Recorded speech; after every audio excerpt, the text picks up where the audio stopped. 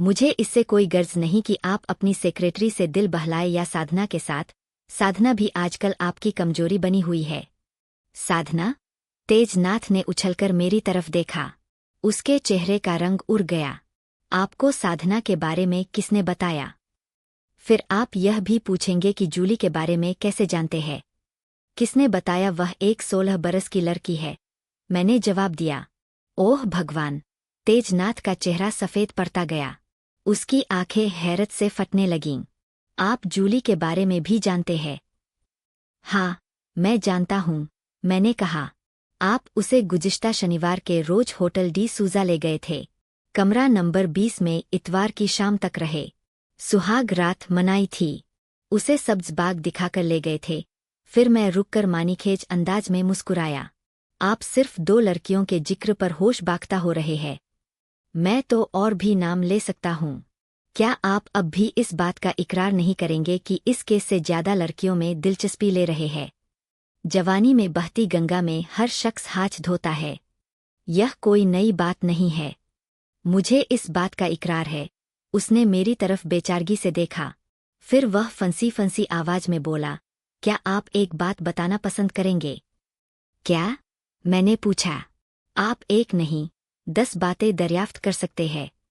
आपको साधना और जूली के बारे में क्यों और कैसे और कहाँ से मालूम हुआ? उसका अंदाज सरगोशी का सा था। जूली के साथ जो होटल में रात गुजारी। मैं आपको किसी और वक्त बताऊंगा, मैंने जवाब देते हुए कहा।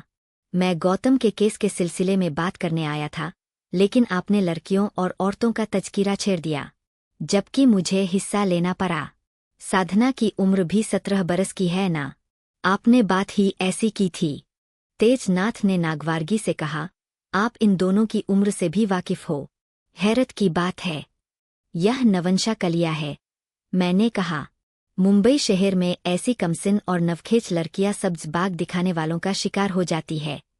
इसमें उनकी एहसास महरूमियों का दखल होता है। अच्छा, अब कत्ल के केस की तरफ आते हैं। क्या यह बात मुमकिन नहीं कि शांति का कातिल एनी शाहिद हो? नहीं, तेजनाथ ने नफी में सर हिलाया। आपने फिर साबिका सवाल दोहरा दिया है। मैं कहता हूं कि रजनी कातिल नहीं है।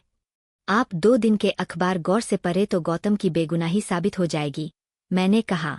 आप एक मर्तबा और पढ़े और देखें। मैं 2 दिन के अखबार दिन में कई मर्तबा पढ़ चुका हूं, तेजनाथ ने कहा। लेकिन मेरी खोपड़ी में कुछ भी नहीं आ सका, समझे? आप झूठ बोल रहे हैं, मैंने कहा। आप अपनी इस सेक्रेटरी से कश्मीर में गैरकानूनी हनीमून का प्रोग्राम बना रहे हैं।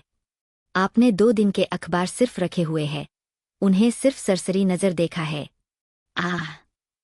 तेजनाथ का मुंह खुला रह गया। कमरा एयर कंडीशनड होने के बावजूद उसकी पेशानी अरकालूद हो गई। क्या आपको सेक्रेटरी ने बताया? जी नहीं, उस गरीब ने तो मेरी शक्ल ठीक से भी नहीं देखी है, मैंने कहा। ऐसी राजदाना बातें वह मुझे क्यों बताएगी? अच्छा, अब मेरी बात गौर से सुनें। कमरे में जो पिस्तौल पाया गया, वह गौतम का नहीं है, जिससे शांति को कत्ल किया गया, बल्कि मकतूला शांति का है। आपने इस नुक्ते पर गौर किया, जो बहुत अहम है, और इसे नजरअंदाज नहीं किया जा सकता। यह नुक्ता कोई अहमियत नहीं रखता। उसने बेपरवाही से कंधे उचकाए। उसने शायद मकतूला का पिस्तौल चुराया होगा। यह नुक्ता बड़ा अहम है और एनी शाहिद के बयान को झुठलाता है, मैंने तेज लहजे में कहा। एनी शाहिद का कहना है कि उसने गौतम के हाथ में पिस्तौल देखा था। जब शांति ने दरवाजा खोला तो उसने वह पिस्तौल शांति के सीने पर रखकर उसे अंदर की तरफ धकेला था। अगर वह पिस्तौल शांति का था तो गौतम के हाथ में किस तरह से आया? क्या आपके नज़दीक यह नुक्ता अहम नहीं है? मुमकिन है उसने अंदर दाखिल होकर शांति के पिस्तौल पर कब्जा कर लिया हो, तेजनाथ ने सोचते हुए कहा। क्योंकि शांति को कत्ल करने में बहरहाल कुछ वक्त लगा है। उसने कत्ल करने से पहले शांति की आबरूरीजी भी की थी। इस पर आपने गौर किया? अगर ऐसी बात है तो फिर गौतम का पिस्तौल कहाँ गया? मैंने सवाल किया। रिपोर्ट में सिर्फ एक पिस्तौल का जिक्र है, जो मकतूला का था। शायद उसने कहीं फेंक दिया होगा, तेजनाथ ने जवाब दिया। इसलिए कि उसका पिस्तौल उसे फंसा सकता था। लेकिन वह पिस्तौल कहाँ फेंक सकता है? मैंने कहा। पुलिस ने न सिर्फ पूरे घर की, बल्कि अगबी गली की भी तलाशी ली थी। शांति का जो पिस्तौल मिला उसमें साइलेंसर लगा हुआ था।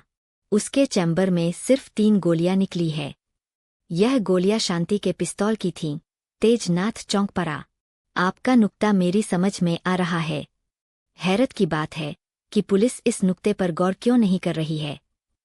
पुलिस को फोन पर 9:20 पर यह इत्तिला मुहस्सिल हुई कि एक नौजवान लड़का शांति के कमरे में घुसकर उस पर तशद्दुद कर रहा है। उसका लिबास तार-तार कर रहा है। उसकी नीयत शायद मुजरिमाना हमले की हो गई है। लेकिन एनी शाहिद ने कहा कि मैं 9 बजे शबखाबी का लिबास पहनकर सोने के लिए बिस्तर पर जा रही थी कि शांति के फ्लैट पर दस्तक की आवाज़ सुनकर मैंने चाबी के सुराख में से बाहर झांका। पुलिस 6-7 मिनट में पहुंच गई थी। गोया इस 5 मिनट के अरसे में उस लड़के ने शांति की आबरूरीजी की और उसे कत्ल भी कर दिया। यह मंतिक आपकी समझ में आई? क्या यह 5 मिनट में मुमकिन है? नहीं। वह अपनी जगह से उछल पड़ा। फिर उसने नफ़ी में सर हिलाते हुए कहा, मैंने इस पहलू पर सोचा ही नहीं था। मालूम नहीं क्यों। तो फिर आप यह सोचकर बताए कि उसने किस लिए शांति को कत्ल किया होगा। क्या आपकी समझ में इसकी कोई वजह आती है? शायद चोरी की नीयत से दाखिल हुआ होगा, तेजनाथ ने ख्याल जाहिर किया।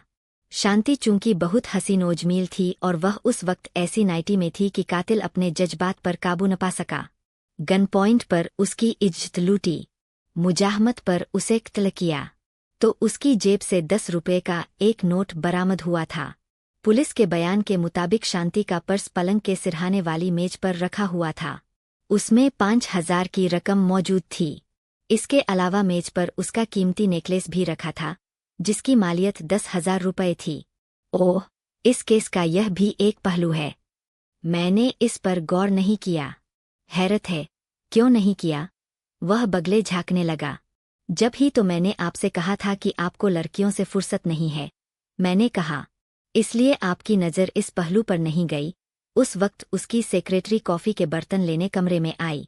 उसने तेजनाथ से पूछा, किस लड़की का जिक्र कर रहे हैं यह साहब? मैं गौतम के केस की बात कर रहा हूँ, मैंने उसे जवाब दिया। इस केस में कुछ हसीनाओं का जिक्र भी आ रहा है। गौतम का केस? सेक्रेटरी ने ऐसा मुंह बनाया जैसे उसके मुंह में करवा बादाम आ गया हो। यह केस न हुआ, अजाब हो गया। ऐसा मत कहो, तेजनाथ ने बड़े पुरजोश लहजे में कहा। मिस्टर देवा ने मेरी आंखें खोल दी है।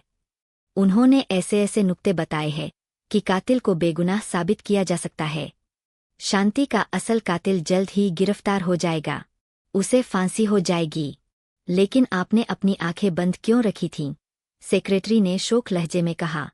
हर वक्त आंखें खुली रखनी चाहिए। यह आंखें तो सिर्फ इस केस के सिलसिले में बंद थीं। तेजनाथ ने भी शोखी से कहा। मैंने भी यह आंखें इसलिए बंद नहीं की है कि तुम्हें देख सकूं। क्या केस में कोई जान है? सेक्रेटरी ने पूछा। लेकिन मुझे तो ऐसी कोई बात नजर नहीं आ रही है। लेकिन मुझे इससे क्या, मेरी बला से बिल्कुल नई जान पड़ गई है, तेजनाथ ने कहा। इस खुशी में हम आज रात का खाना किसी बहुत ही अच्छे होटल में खाएंगे। बहुत बहुत शुक्रिया, मैंने मुआफिजाना लहजे में कहा। मैं आज की रात बहुत मसरूफ हूँ। मैंने किसी को वक्त दिया हुआ है। अच्छा, आप जाने से बिल्कुल एक बात बताते जाए, तेजनाथ ने मुझसे कहा। क्या शांति का कातिल एनी शाहिद नहीं है?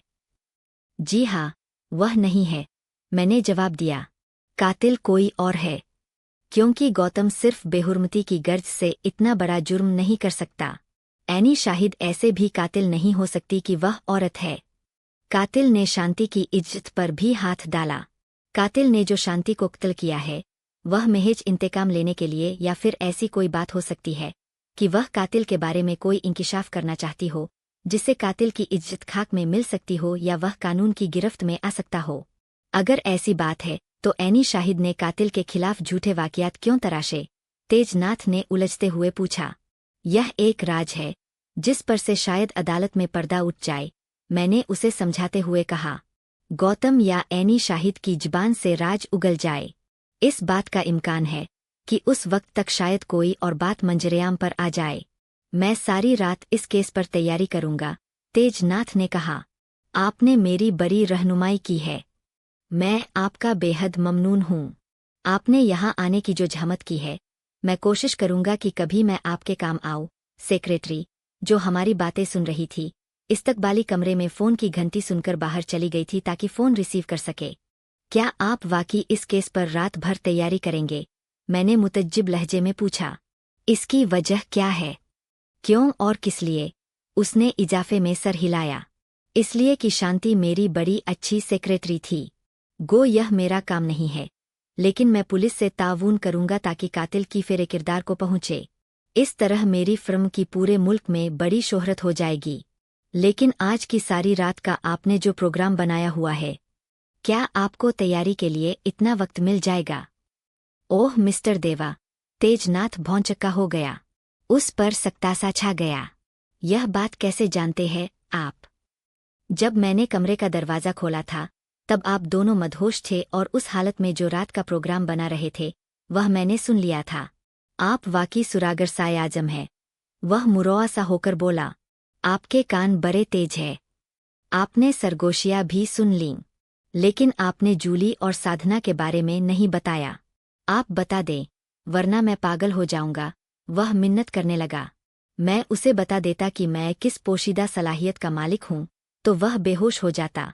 मैंने बात बनाई। इसके सिवा कोई चारा न था। दुनिया में आदमी के साथ ऐसे इत्तिफाकात पेश आते हैं जिनके बारे में वह ख्वाबो ख्याल में भी नहीं सोचता है। मैं कहने लगा। मैं एक रोज होटल डी सूजा गया तो आपको जूली के साथ देखा था। आपने काउंटर पर जूली को अपनी पत्नी बताया। उसका नाम सरोजा लिखवाया। फिर आप दोनों को कमरा नंबर 20 दिया गया। मैं फिर इतवार के दिन सहपहर में गया तो आप और जूली बाहर आ रहे थे। उस 16 बरस की जवान लड़की में जो हुस्न, जवानी और रनाई थी, वह बता रही थी कि अब वह कली से फूल बन चुकी है। फिर मैंने एक दिन साधना को आपके साथ देखा। आप दोनों एक सिनेमा हाउस से फिल्म देखकर आ रहे थे। मैं इत्तिफाक से आप दोनों के अकब में था। आप उससे सरगोशी में कह रहे थे, मैं तुम्हें 500 रुपये इस शर्त पर दूंगा कि तुम होटल में सारी रात मेरे साथ रहोगी। मैंने जूली को भी 500 रुपये ही दिए थे। तुम उससे पूछ लेना। फिर आप उसे होटल ले गए। मेरा ख्याल है कि मैंने गलत बयानी नहीं की है। आप इससे इनकार नहीं कर सकते। तेजनाथ खामोशी से सुनता रहा। उसने मेरी बात का जवाब नहीं दिया। वह इस हकीकत को झुठला भी कैसे सकता था? मैं अपनी जगह से उठ खड़ा हुआ तो तेजनाथ भी उठ खड़ा हुआ। वह मुझे दरवाजे तक रुखसत करने आया था। उसकी सेक्रेटरी ने भी दिलकश मुस्कुराहट के साथ रुखसत किया। मैंने उससे रुखसत होने से बिल्कुल कहा, तुम वाकई बहुत हसीन हो। तुम्हें फिल्म इंडस्ट्री का रुख करना चाहिए। जारी है।